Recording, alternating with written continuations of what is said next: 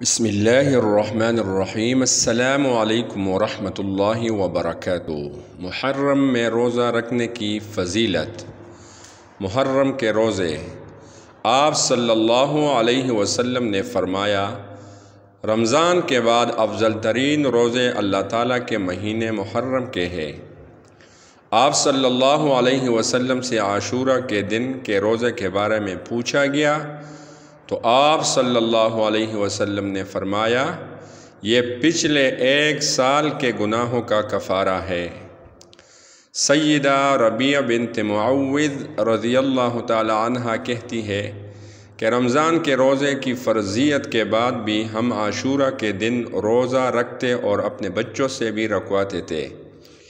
انہیں ہم اون کا کھلونا دے کر بہلائے رکھتے، جب کوئی کھانے کے لیے روتا تو وہی دے دیتے، یہاں تک کہ افطار کا وقت آ جاتا۔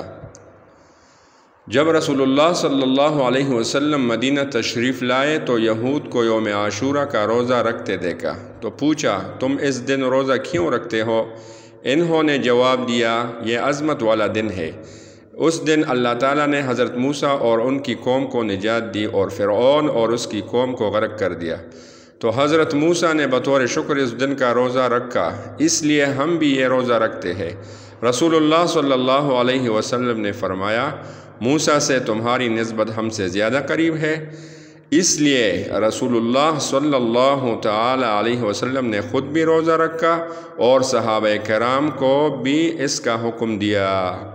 جزاکم اللہ خیرہ، جزاکم اللہ۔